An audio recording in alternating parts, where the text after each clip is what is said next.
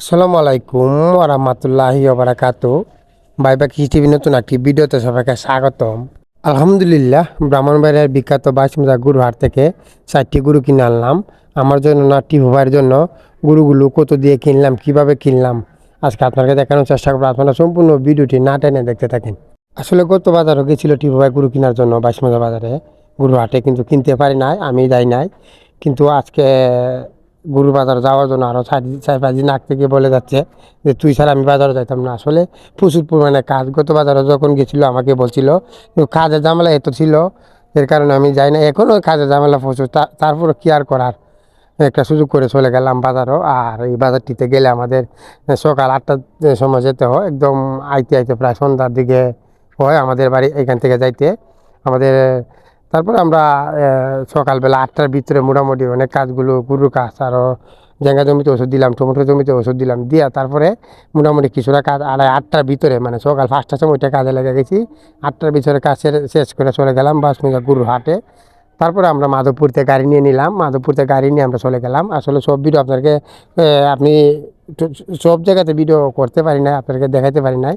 যাই হোক, যতটুকু পারি আপনাকে দেখানোর চেষ্টা করি। মাধবপুর থেকে আমরা 3,000 টাকা গাড়ি নিয়ে গেলাম। আমি টিউবারে বললাম গাড়ি নিয়ে নেও, আমরা গরু কিনা হবে ইনশাল্লাহ, আমি যেহেতু যাবো গরু কিনা হবে ইনশাল্লাহ। তারপরে কি আর করার, গাড়ি নিলাম 3,000 টাকা দিয়ে। তারপরে বাজারে গিয়ে বসলাম।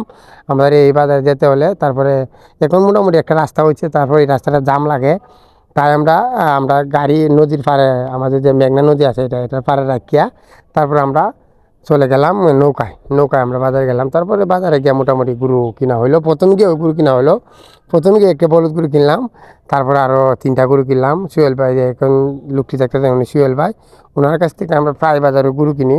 আসলে ওনার দ্বারা ভালো মানে গরু পাওয়া যায় সবসময়, এবং উনি সবসময় 30, 40, 50 টাকা গরু আনে, এবং উনি মহিষও বিক্রি করে, মহিষ জাল আনে প্রায় 100-200 মহিষ কিনে আনে। এখন বর্তমানে গরুর সংখ্যা বাজার খুব কম। এবার যেহেতু কুরবানি ঈদের মাঝে গরু চাহিদা ছিল প্রচুর, তাই বড় গরু নাই।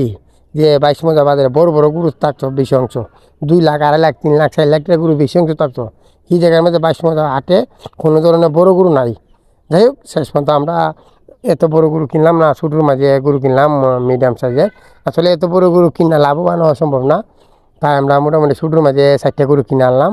আজকে আপনাদেরকে দেখাবো কোনটা কত দিয়ে কিনলাম। অবশ্যই এই যে গুঁড়া দেখতে পাচ্ছেন, এই গুঁড়া কিনা 1,21,000 টাকা দিয়ে। আর এই যে এটার পাশে যে গরুগুলা, এই যে এই পাশে যে লাল গরুটা এটাও তো 1,06,000। আর এরপরে ছোটো লালটা এটা 1,02,000, এই গরুটা 1,02,000, আর বলদ গরুটা 1,24,000। সর্বমোট আমরা 4টা গরু কিনলাম, মোটামুটি কম টাকার ভিতরে কিনলাম। গরুগুলো কেমন হলো অবশ্যই কমেন্ট করে জানাবেন। এই যে আসলে গরু কিনা অনেক কষ্ট হয়, যারা বাজারে যায় গরু কিনতে তারা জানে গরু কিনা কী পরিমাণ কষ্ট গরু কিনতে লাগে। যাই হোক, গরুগুলো কেমন হলো অবশ্যই আপনারা কমেন্ট করে জানাবেন।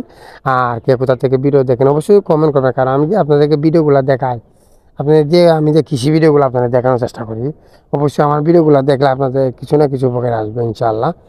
আর গরুগুলা কেমন হলো অবশ্যই আপনারা কমেন্ট করে যাবেন, কারণ আপনাদের এলাকার বাজারকে গরুগুলো কেমন হলো। আসলে গরু প্রচুর পরিমাণের দাম, এই কুরবানির পরে এত দাম থাকে না কোনো সময়ই। দেখ, তারপরে গরু কিনা শেষ করে আমরা আমাদের নৌকা দিয়ে একবার গরুগুলি ফায়ার করতে হবে। নৌকা দিয়া এই লালপুর বাজারে আসতে হবে, নবীনগর থেকে লালপুর বাজার আসতে হয়। এটা মূলত নবীনগর থানাই, নবীনগর থানা বাইশমুজা গরু হাটটি অনেক বিশাল একটি গরু হাট। এইবার হাটে সব ধরনের গরু পাওয়া যায়। যাই হোক, দেখতে পাচ্ছেন কীভাবে আমরা গরুগুলি নৌকা দিয়ে নিয়ে যাচ্ছি। আসলে এইভাবে নৌকা দিয়া গরু নেওয়াটা অনেক সুন্দর একটা বিষয়, এবং অনেক মজার একটা বিষয়। নৌকার মাঝে চড়া, আসলে আমাদের এইদিকে তো নৌকায় তেমন একটা চড়া হয় না। তারপর যাই হোক, এখন এই যে ব্রিজটা হয়েছে, ব্রিজটার রাস্তা হয়ে গেলে তার নৌকা দিয়ে দেওয়া হবে না। রাস্তা মোটামুটি কাজ চলতেছে, রাস্তা হয়ে গেলে আর আমাদের নৌকা দিয়ে গরু আনা হবে না। যাই হোক, অনেক সুন্দর লাগলো বা নৌকা দিয়ে যাওয়াটা অনেক ভালো লাগে আমার কাছে, তাই আমরা নৌকা দিয়ে যাই। সবাই দোয়া করবে আমাদের জন্য, আমাদের ভালো থাকি, সুস্থ থাকি, এবং গরুগুলা যাতে ভালো থাকে, সুস্থ থাকে। এই বলে আজকে ভিডিও এখানে শেষ করে দিলাম। সবাইকে অসংখ্য ধন্যবাদ আমার ভিডিওটি দেখার জন্য। আসসালামু আলাইকুম ওয়া রাহমাতুল্লাহি ওয়া বারাকাতুহু।